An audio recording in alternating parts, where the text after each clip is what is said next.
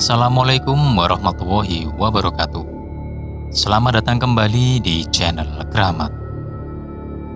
Dalam episode kali ini, kita akan bercerita dengan judul Anak Dukun.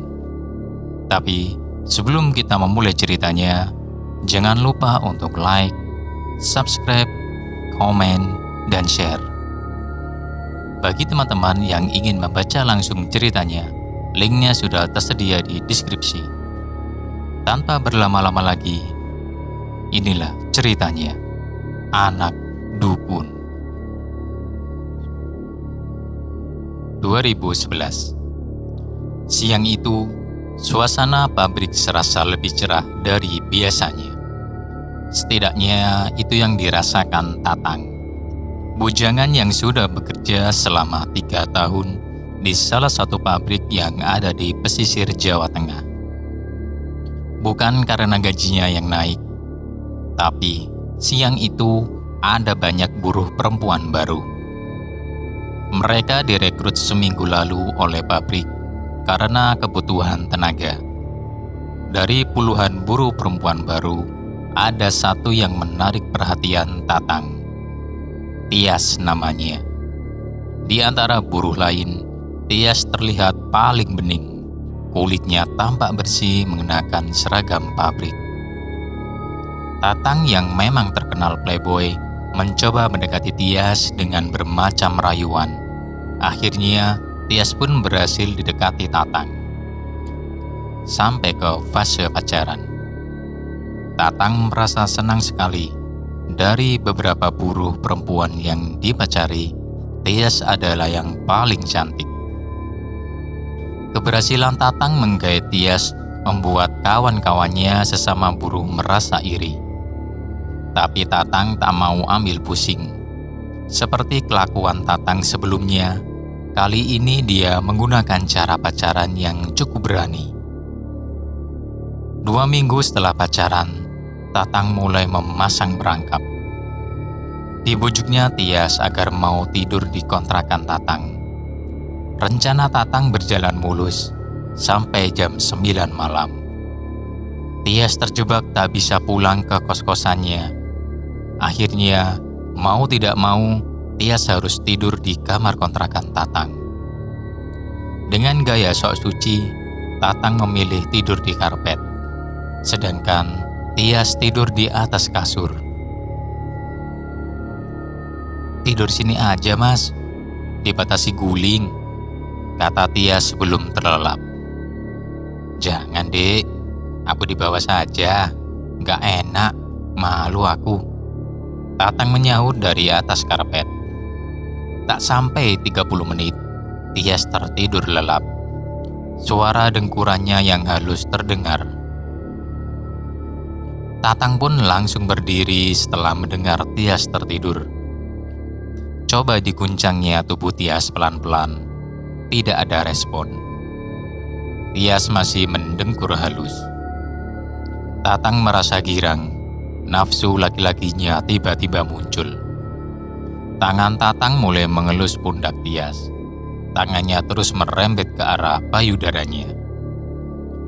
Jari-jari Tatang mulai bergerilya. Meskipun lampu kamar dimatikan, tapi Tatang masih bisa melihat dengan jelas tubuh Tias dari cahaya lampu depan kontrakan. Nafsu Tatang semakin menggebu. Tangannya kini sudah pindah ke perut Tias. Menyusup ke dalam kaos, ingin memegang langsung. Begitu sampai ke bagian dada Tias, tiba-tiba Tatang merasakan ada silir angin melewati lehernya. Tatang tak menggubris. Nafsunya terlanjur tinggi. Dia semakin berani memainkan tangannya, apalagi dilihatnya Tias tak merespon apapun. Saat jarinya menyentuh dada Tias, angin berhembus lagi. Kali ini, Tatang menghentikan tangannya. Dia merasa heran kenapa bisa ada angin dari dalam ruangan. Tatang melirik kipas angin di sampingnya.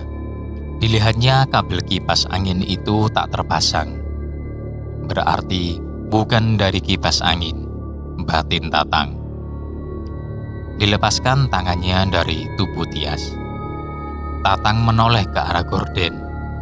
Jantungnya berdegup. Dari cahaya remang-remang, terlihat seperti ada orang yang bersembunyi di belakang gorden. Tatang mulai panik. Dia khawatir ada orang yang dari tadi mengamati kelakuannya.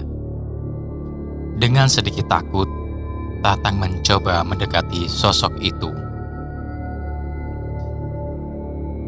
"Woi, siapa?" kata Tatang setengah berbisik. Dia melangkah pelan ke depan gorden. Sosok itu tak bergerak. Tatang tak bisa melihat jelas bentuknya, hanya bayangan hitam di belakang gorden. Tangannya lalu menarik kain gorden dengan cepat. Dan ternyata kosong. Tidak ada apa-apa. Perasaan Tatang mulai tidak enak. Dia ingin kembali mencoba mengerjai Tias yang sedang tidur. Tapi entah kenapa, suasana kamar seperti berbeda. Tatang kembali mendekati Tias. Kali ini, tubuhnya tidur terlentang. Tatang kembali mengumpulkan nafsunya. Tias seperti benar-benar tidur pulas. Tatang mencoba menyikap baju Tias. Ditariknya pelan-pelan ke atas, semakin ke atas. Setelah bagian dada Tias terbuka, sebuah suara terdengar.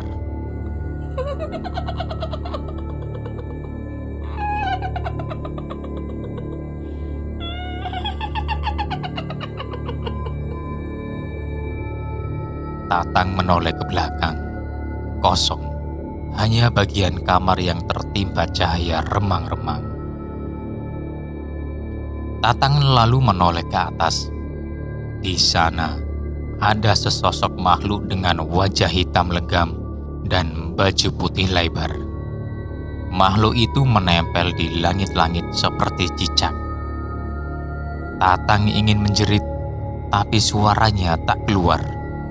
Sedetik kemudian, sosok itu jatuh dan langsung menindih tubuh Tatang. Tatang menjerit dan melolong setelah ketiban makhluk berwajah legam itu. Dia menutup matanya sambil mendorong sosok itu. Mas, kamu kenapa?" Suara Tias memecahkan ketakutan Tatang.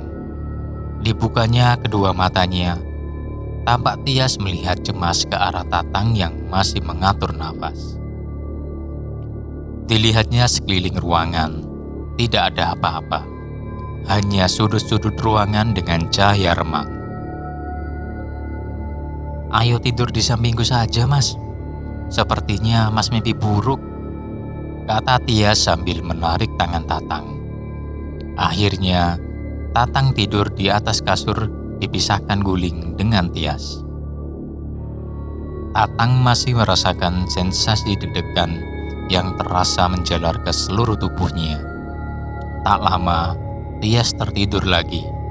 Sepertinya dia benar-benar kelelahan. Tatang mencoba memejamkan mata, tapi tak kunjung terlelap. Hawa kamar yang awalnya biasa saja mendadak terasa gerah. Mata Tatang kembali tertuju ke arah gorden panjang yang menutupi jendela. Dia melihat makhluk yang tadi menindihnya tampak berdiri di antara gorden dengan tatapan tajam ke arahnya.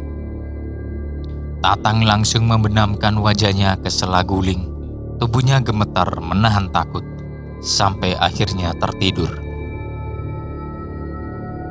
Esoknya semua berjalan normal. Pelan-pelan Tatang melupakan kejadian malam itu di kontrakannya. Setelah 3 hari berjalan, Tatang berencana mengajak Tias kembali tidur di kontrakannya. Selepas Isya, Tatang menjemput Tias di kos-kosannya yang ada di gang belakang pabrik. Tatang sengaja tidak mengirim SMS atau BBM dulu agar Tias tidak beralasan. Setelah sampai di depan kosan, Tias ternyata sudah duduk di depan kursi kamar. seolah sudah tahu kalau akan dijemput. Malam itu Tias menggunakan setelan baju tipis berwarna putih dan celana jeans ketat. Tatang seperti terpesona bercampur nafsu untuk kesekian kalinya kepada Tias. Tanpa menunggu lama, Tatang mengajak Tias membeli nasi goreng untuk dimakan bersama di kontrakannya. Tias menggenggam erat perut Tatang selama di atas motor. Hati Tatang terasa berbunga. Baru kali ini dia merasa sedemikian bangga punya pacar secantik Tias.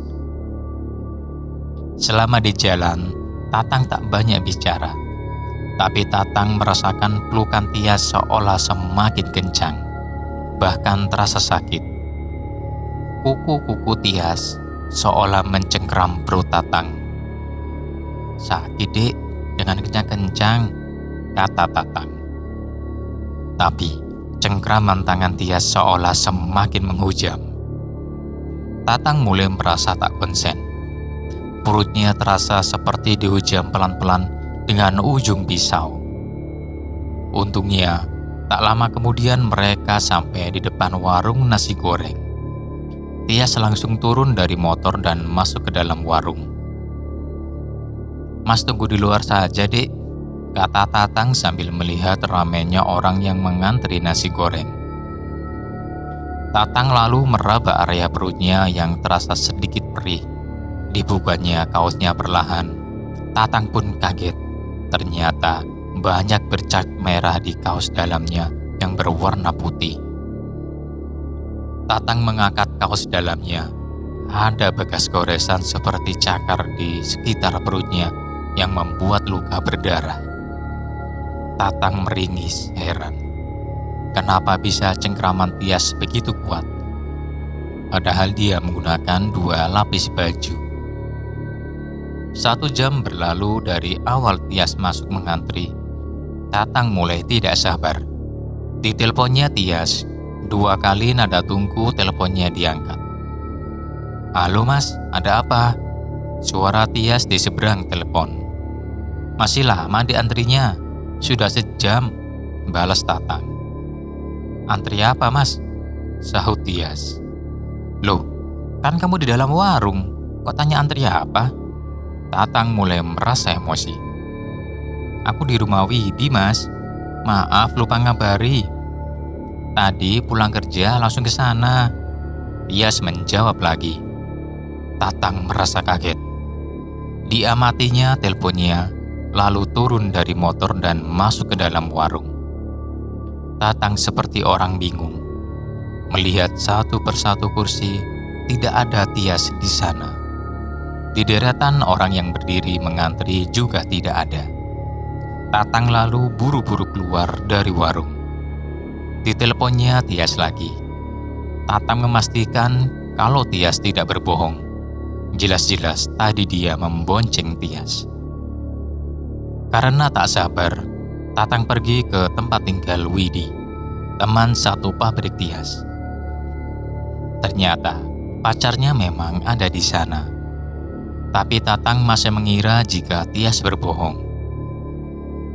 "Kalau nggak percaya, tanya Widi Mas," sahut Tias sambil menahan tangis. Tatang tetap tidak percaya. Akhirnya Tias pasrah. Dia ingin menuruti apa saja perintah Tatang, asal membuat penjelasannya dipercaya. Entah sengaja atau bagaimana, kesempatan itu dibuat Tatang untuk membuat Tias menginap di kontrakannya. Tias pun menurut dan malam itu langsung pergi ke kosan Tatang. Emosi yang memenuhi kepala Tatang kini berubah menjadi nafsu. Dia seolah mendapat kesempatan lagi untuk bisa melampiaskan nafsunya kepada Tias. Di dalam kamar kontrakannya, Tatang tak malu-malu lagi tidur di atas kasur dengan Tias. Sambil merayu Tias, Tatang mulai menjamah tubuh wanita itu.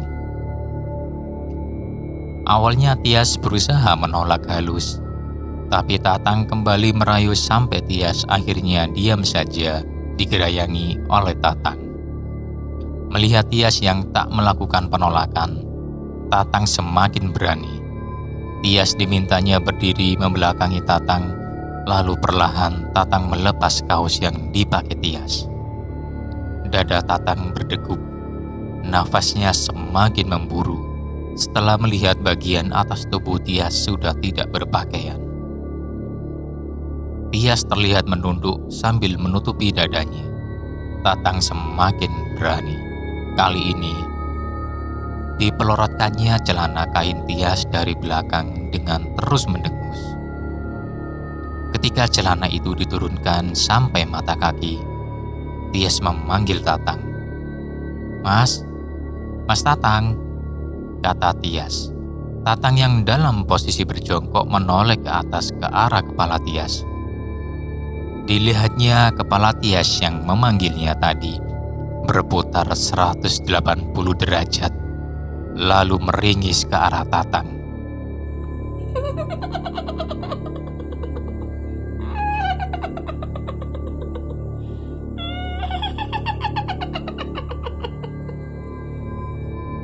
Mata Tatang langsung melotot, tubuhnya terjengkang ke belakang.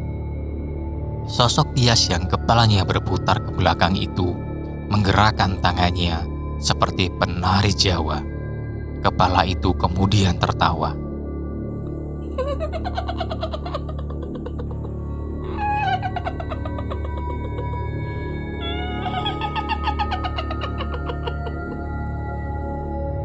Dengan penampilan yang ganjil, sosok itu lincah menari. Ucap Tias sambil terus menari. Celana Tatang basah akibat terkencing-kencing. Mulutnya masih melongo melihat wajah Tias yang tersenyum meringis di atas punggung. Dengan tenaga terakhir, Tatang lalu berlari ke luar kontrakan. "Sesetan!"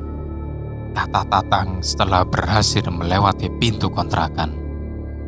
Dia berlari sampai ke kontrakan Imam, teman satu pabriknya yang berjarak sekitar 50 meter dari kontrakannya. Tatang menggedor-gedor pintu kontrakan Imam. Tak lama, pintu dibuka. Tatang langsung berlari masuk ke dalam kontrakan Imam, lalu meringkuk di atas kursi. "Kowe kenapa, Tang? Kayak habis ketemu setan," kata Imam heran. Tatang tak menjawab, dia masih meringkuk. Imam mencoba menenangkan Tatang sambil menawarinya minum. Setelah mendeguk air, Tatang akhirnya buka mulut. "Aku cerita besok saja, Mam. Malam ini aku nginap di sini ya. Besok tak ceritakan," kata Tatang sambil mengatur nafas. Malam itu Tatang akhirnya menginap di kontrakan Imam. Dia tak berani kembali ke kontrakan sampai waktu masuk pabrik. Esoknya, Tatang seperti tak berani menatap bagian tempat kerja perempuan. Dia melihat ada Tias yang sedang bekerja dari kejauhan. Tatang masih teringat betapa seramnya kejadian tadi malam. Kepala Tias berputar ke belakang lalu menari-nari. Tubuh Tatang mendadak gemetar mengingatnya. Saat jam makan siang, HP Tatang berdering. Dilihatnya nomornya tidak dikenal. Tatang berusaha mengabaikan, tapi nomor itu terus memanggil. HP-nya berkali-kali berdering. "Halo, siapa ya?" kata Tatang mengangkat telepon. Tidak ada jawaban dari si penelpon. Tatang menunggu. Sesaat sebelum Tatang memutus teleponnya, pria penelpon menjawab, "Nak Tatang, malam ini ke rumah ya. Tias suruh mengantar. Saya Diman, bapaknya Tias. Kalau Nak Tatang tidak ke rumah, saya tidak jamin keselamatan sampean." Telepon lalu terputus setelahnya. Nafsu makan Tatang mendadak hilang setelah menerima telepon itu. Dia khawatir apa yang dilakukannya terhadap Tias berimbas ke masalah baru. Tatang kemudian menceritakan kepada Imam apa yang terjadi kepada dirinya. Lalu meminta pertimbangan apakah harus datang atau tidak ke rumah Tias. "Wah, celaka kau Itang. Jangan main-main sama orang daerah. Orang sana pinter-pinter," ujar Imam bereaksi. Tatang yang mendengar omongan Imam semakin khawatir. "Saranku, kau ke sana saja. Tapi setelah itu, jangan main-main lagi sama Tias. Bahaya," kata Imam lagi. Setelah menimbang-nimbang, Tatang akhirnya memilih mengikuti saran Imam. Sepulang kerja, Tatang mencari Tias dan menceritakan jika bapaknya baru saja menelpon. Tias mengangguk. "Nanti habis maghrib kita berangkat, Mas. Biar gak kemalaman sampai rumah," jawabnya. Selepas maghrib, Tatang sudah siap mengantar Tias. Tak lupa dia membawa 1 kresek keripik yang dibelinya di pasar oleh-oleh. Jarak antara kota tempat kerja Tatang dan rumah Tias sekitar 2 jam perjalanan. Ketika sampai di tempat tinggal Tias, jam sudah menunjukkan pukul 9 malam. Tempat tinggal Tias masuk ke area kampung. Ada sungai besar dan jembatan besi tua sebelum masuk ke kampungnya. Rumah-rumah terlihat berdiri jarang-jarang. Motor Tatang harus melewati jalan setapak kecil yang dihimpit pepohonan bambu untuk sampai ke rumah Tias. Jam sudah menunjukkan setengah 10 malam. Rumah Tias tampak sepi sendiri di antara rimbunan pohon. Bagian depan rumahnya semi permanen berwarna coklat tua. "Ayo Mas, masuk," kata Tias menarik tangan Tatang. Di dalam rumah, ternyata sudah ada bapak Tias dan ibunya. Mereka duduk berjajar di kursi yang terbuat dari anyaman bambu. Cahaya neon membuat Tatang bisa melihat jelas wajah Pak Diman, ayah Tias. Dia kemudian menyalami kedua orang tua Tias. Suasana malam itu agak canggung. Entah kenapa, Tatang merasa gelisah ketika memasuki rumah itu. Tias juga tak seperti biasanya. Malam itu, Tias seperti menyerahkan Tatang kepada kedua orang tuanya. Tias tak banyak bercanda atau berbicara seperti biasa. Suasana menjadi tambah dingin karena Pak Diman juga irit bicara. "Ayo ke dapur dulu nak Tatang." "Tias, ibu sudah masak dari tadi, keburu dingin," kata ibu Tias memecah keheningan. Ibu Tias lalu beranjak ke arah dapur. Pak Diman menyusul di belakangnya. Tias menarik tangan Tatang pelan mengikuti orang tuanya. Dapur keluarga Tias ada di bagian belakang rumah. Seperti rumah orang desa pada umumnya, dapurnya masih berlantai tanah. "Ayo nak, ibu masak ikan gurami tadi, sama sambal bawang," kata ibu Tias sambil membuka tutup nasi. Ada 2 potong besar ikan goreng di atas meja. Pak Diman langsung memotong bagian kepala ikan itu dan memindahkan ke piringnya, seperti tak menghiraukan ada tamu di sana. Tias lalu memotongkan bagian daging ikan dan memindahkannya ke piring Tatang. Tias sendiri memilih memakan telur dadar yang dibuat ibunya. Tatang berusaha makan perlahan. Dilihatnya Pak Diman makan dengan rakus, sementara Tias makan dengan posisi menunduk menatap piring. Tatang menyuapkan daging ikan dan nasi yang ada di tangannya. Begitu sampai mulutnya, Tatang merasakan ada rasa getir dan lengket di mulutnya. Karena tak enak, dilepasnya makanan di mulutnya. Dilihatnya nasi yang dimakannya tadi bercampur dengan daging berwarna hitam kemerahan, mirip daging bangkai. Tatang kemudian melirik ke atas piring. Ikan gurami yang tadi dilihatnya sudah berubah menjadi daging busuk berwarna hitam. Seketika Tatang langsung muntah. Dia tak kuat melihat apa yang sudah dimakannya. "Anak gak punya sopan santun!" teriak Pak Diman sambil memukul meja sesaat setelah Tatang memuntahkan makanannya. Tatang kaget setengah mati. Dilihatnya lagi ke arah meja makan. Daging busuk tadi sudah tidak ada dan kembali menjadi ikan gurami goreng. Pak Diman langsung pergi dari meja makan setelah meneriaki Tatang. Ibu Tias berusaha mendekati Tatang yang masih tampak kaget. "Kenapa nak, tidak suka ikan ya?" kata Ibu Tias sambil memijit pundak Tatang. "Tidak apa-apa Bu, saya suka keselak," sahut Tatang. Dia lalu meminum air putih yang disodorkan Tias. Tatang tak melanjutkan makan malamnya. Dia ingin cepat pulang kembali ke kontrakan.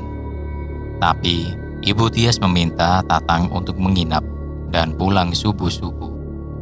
Tatang mempertimbangkan situasi. Tias merayunya untuk menginap karena hari sudah terlanjur larut. "Pulang besok subuh aja Mas, nanti sampai kontrakan bisa langsung kerja," kata Tias. Akhirnya Tatang pun menginap. Tias menunjukkan kamar kosong yang ada di dekat dapur.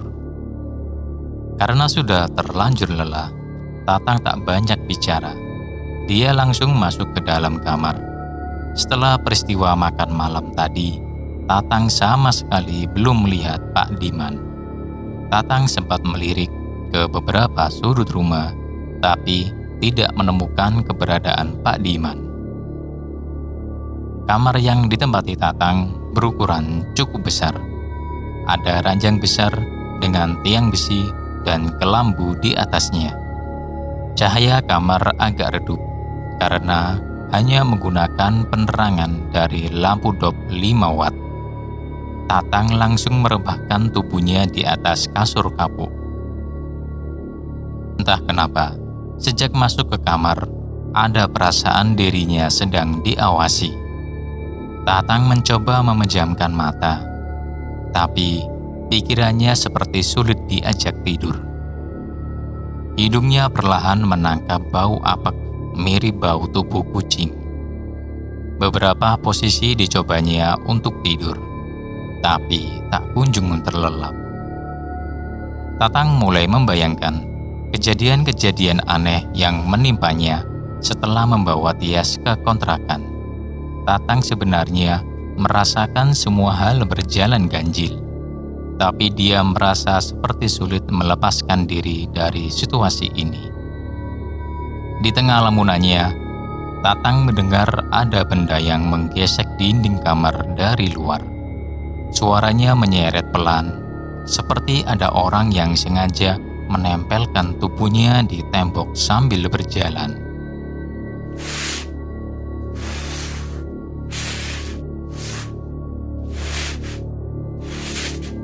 Tatang langsung terduduk dari tidurnya.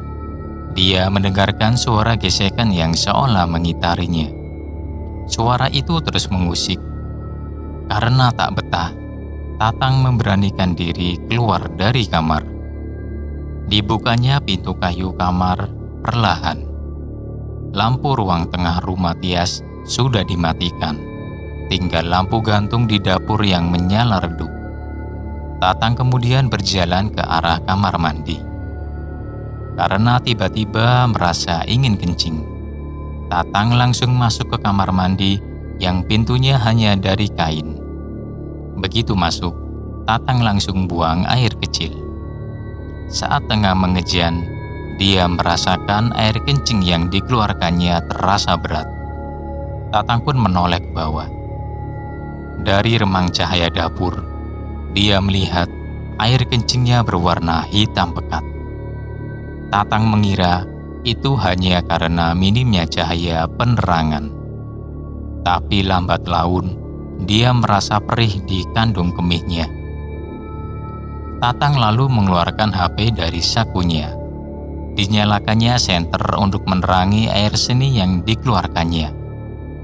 Begitu diterangi, ternyata yang keluar memang bukan air kencing biasa, tapi cairan darah hitam yang sedikit kental. Tatang memundurkan kakinya. Dia mengucek matanya, seperti tak percaya telah kencing darah. Tatang lalu buru-buru menyiram sisa kencingnya dan keluar dari kamar mandi. Begitu keluar, tubuh Tatang menabrak seseorang yang berdiri di depan pintu. Nyaris saja Tatang berteriak, tapi akhirnya diam setelah tahu jika itu adalah Pak Diman. Wajah Pak Diman tampak lebih lunak kali ini. Dia tersenyum ke arah Tatang. "Nak Tatang, ayo ikut Bapak. Ada yang mau saya bicarakan," ucapnya lembut ke Tatang. Pak Diman lalu berjalan ke arah kamar yang tadi ditiduri Tatang.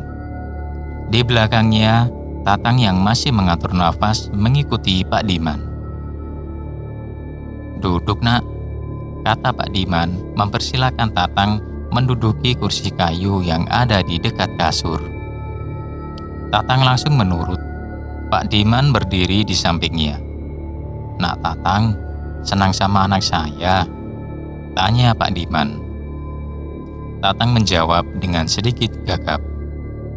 Dia tidak menyangka pertanyaan Pak Diman. Iya Pak, saya suka. Kita juga sudah pacaran," jawab Tatang. Pak Diman mengangguk lalu berjalan pelan ke belakang kursi yang diduduki Tatang. Posisinya sekarang ada tepat di belakang Tatang. "Tias, masuk Nduk," teriak Pak Diman. Pintu kayu kamar berdecit pelan. Perlahan Tias muncul sambil tersenyum ke arah Tatang. Tias tampak lebih cantik di mata Tatang malam itu.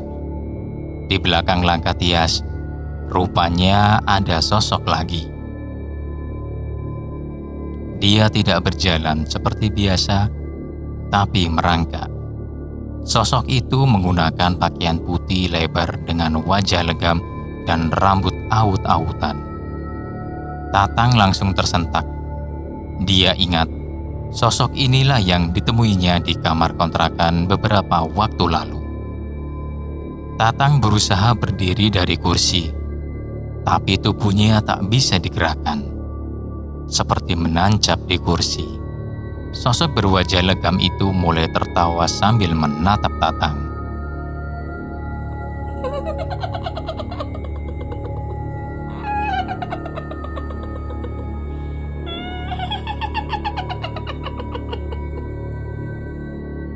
Tatang mengguncang-guncangkan tubuhnya, berusaha sekuat mungkin agar bisa lepas dari kursi. Matanya kemudian beralih menatap Tias. Tapi Tias yang dilihatnya kini sudah berubah.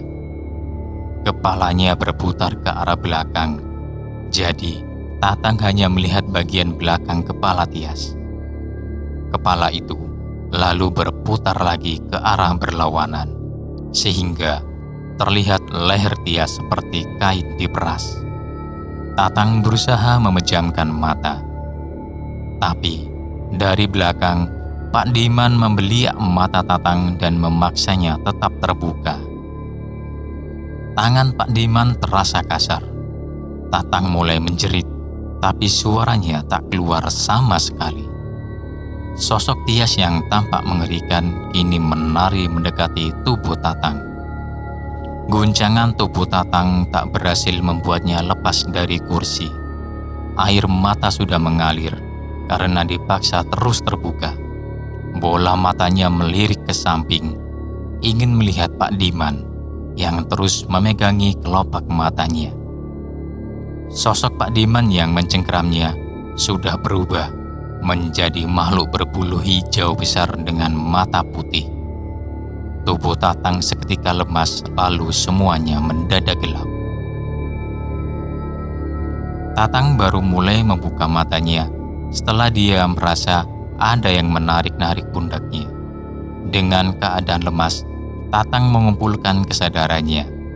Dilihatnya ada seorang pria berusia 50-an tahun membawa sabit memotongi batang bambu kecil di sekeliling tubuh Tatang. Ternyata, Tatang bangun dalam keadaan terjepit di tengah rerimbunan pohon bambu. "Kok bisa ada di sini kamu, Le? Kamu habis mabuk ya?" kata pria itu sambil membantu Tatang keluar dari rumpun bambu. Setelah keluar dari rimbunan bambu, barulah Tatang mulai bisa bicara. Dia menceritakan jika dirinya menginap di rumah Pak Diman. Orang yang membantu Tatang mengernyitkan dahi lalu mengangguk. Dia lalu memberi Tatang minum dari botol air bekas air mineral yang dibawanya. "Sampean lurus saja ke depan. Rumah Pak Diman ada di dekat sana," tunjuk pria itu. Tatang sempat ragu, tapi pria itu mengatakan akan mengantarnya.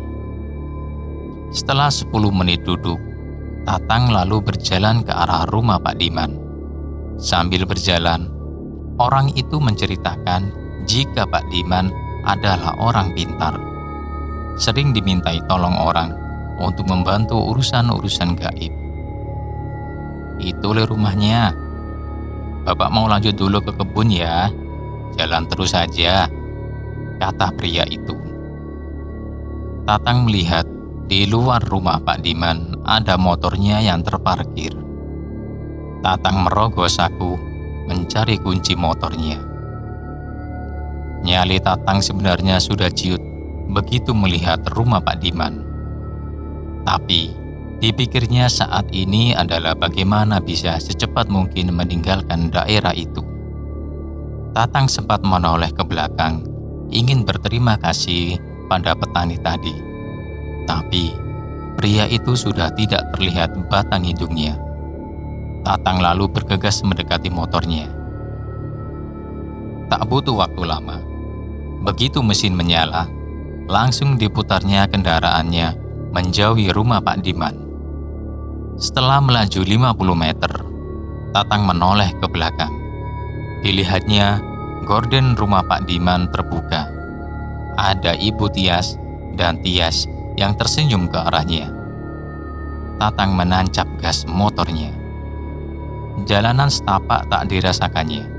Motornya terus dipacu sampai akhirnya tiba di kota tujuannya. Tatang saat itu memilih tak masuk kerja dan langsung ke rumah Amin. Diceritakannya semua kejadian yang menimpanya ke sahabatnya itu. Amin yang mendapat cerita hanya bisa mengangguk-angguk kepala sambil menatap Tatang. "Untung masih bisa balik kowe, Tang. Kayaknya memang ayahnya Tias bukan orang sembarangan. Mending sekarang jangan dekat-dekat lagi," kata Amin. Sejak kejadian itu, Tatang tak pernah lagi berhubungan dengan Tias. Jika ketemu di pabrik, Tatang sering ketakutan sendiri dan memilih berlari menjauh. Tak lama setelah itu, Tatang memilih pulang kampung, bekerja di tempat tinggalnya.